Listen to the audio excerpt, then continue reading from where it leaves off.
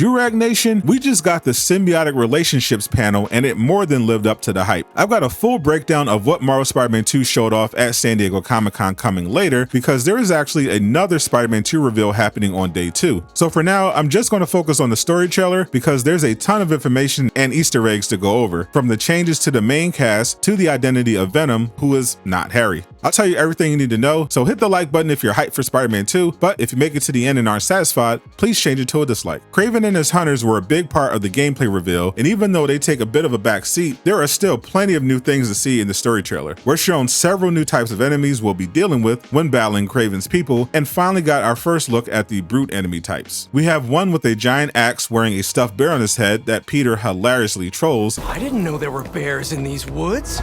As well as a glimpse of some really menacing looking heavies with shields that wield weapons known as a bident, which is like a trident that only has 2 prongs instead of 3. Their weapons look like they'll shoot energy as well. Miles is also shown fighting more flying enemies, though instead of drones and helicopters, these appear to be mechanical birds. The first gameplay revealed showed mechanical dogs, so I'll be interested to see if there are additional animal-themed machines we'll be fighting. There were also some big changes. The ones we noticed right away are to the main characters. Ben Jordan is back as the face of Peter, looking a bit more mature, though not nearly as much as MJ, who was given a glow up by Insomniac with a hairstyle that now resembles the classic MJ depictions we're used to. Miles Morales also made some decisions. But the biggest changes to these characters aren't just physical. In the trailer, while introducing Harry, who is finally back from Europe, to Miles, we're told that Peter has a new job, and Miles is wondering if it will leave time for his mentor to do any tutoring, which is code for Spider-Man activities, since Harry is apparently the only one there who doesn't know the big secret. This is a glimpse into the drama going on in their personal lives. According to the PlayStation blog covering the story trailer, Miles is struggling to find time to prepare for college because of his spider work, and Peter is once again trying to avoid having to sleep at the shelter because he can't make payments on Aunt May's house, but doesn't want to sell it because of his personal connection to the place. If only he knew somebody with a lot of money that could help him out. His girlfriend Mary Jane can't do much for him because she's busy at the Daily Bugle trying not to get fired now that J. Jonah Jameson is the new owner. But most of the drama is focused around the symbiote and the return of Harry. In the exclusive interview with Entertainment Weekly, it was seemingly confirmed that the symbiote is of alien origin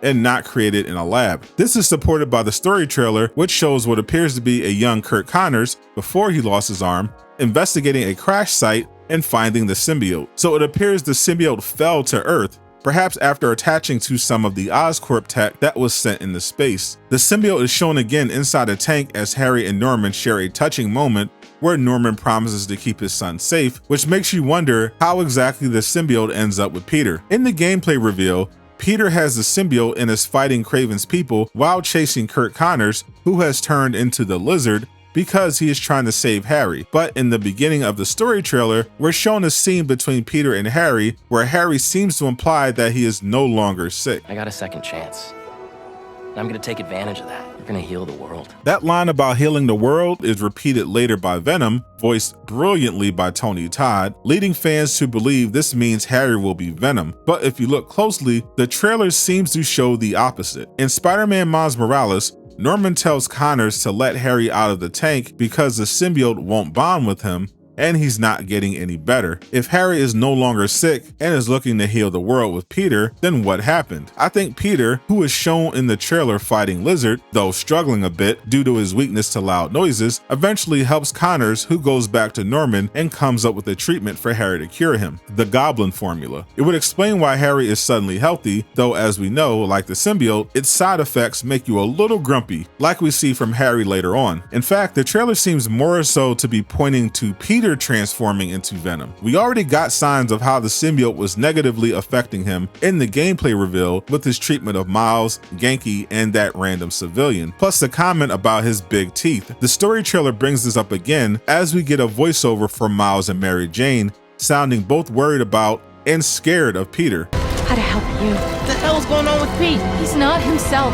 We're then shown a short clip of Peter seemingly attempting to hunt down his girlfriend with the symbiote suit while she hides from him. This goes far beyond just being a bit rude and seems to point to the symbiote totally corrupting Peter's mind and sending him on a rampage, which leads to the appearance of Venom when he says, "We're going to heal the world."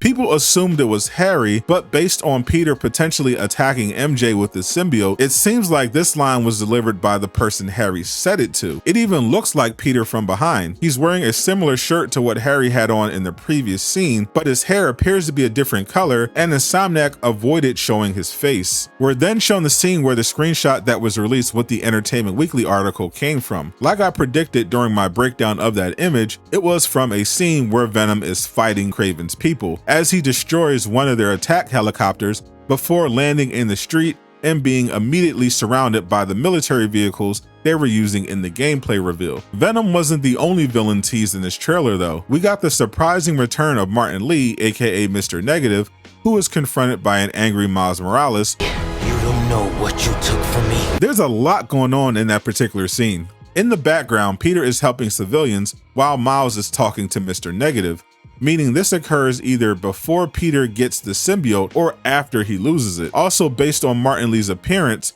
and the fact that he's wearing the official uniform of Raft inmates, he wasn't let out on good behavior, which is further supported by all the fire in the background. So it appears as if somebody attacked the Raft and some of the inmates were able to escape. I brought up this happening as a possibility when breaking down the gameplay reveal when Kraven was looking at the map of New York that showed potential challengers for him, which included the incarcerated Sinister Six. I speculated Kraven may try to break them out to give himself a more interesting hunting ground. But this could also have been the work of another villain shown off in the trailer. Directly after the scene with Miles and Mr. Negative, we're shown a glimpse of somebody holding chained weapons stepping out of a burning room through a hole that was blasted in the wall. If you zoom in, we can see it's Yuri Watanabe in her Wraith form, which was initially teased in the gameplay reveal. You can tell it's her in the story trailer by the style of mask over her face and the shorter hair. Insomniac also teased the appearance of 3 new villains potentially coming to Spider-Man 2. In the story trailer, Insomniac showed us gorgeous views of some of the new areas we'd be exploring,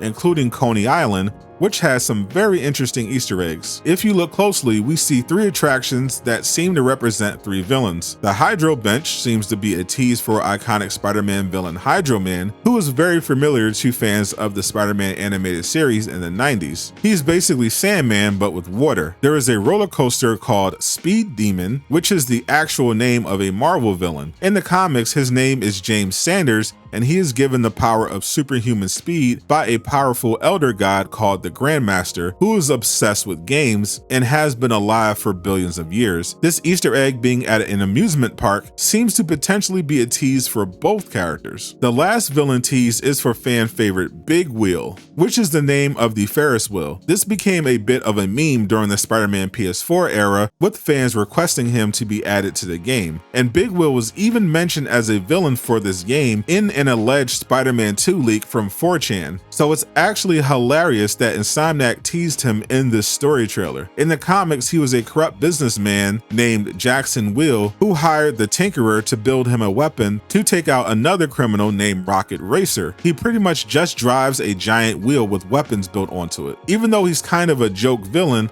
I would much rather deal with Big Wheel than Screwball. I love how Insomniac is so clever about teasing important story details. They did the same thing for Marvel's Wolverine, and there's some potentially incredible things coming to that game. I break that down in the next video on screen.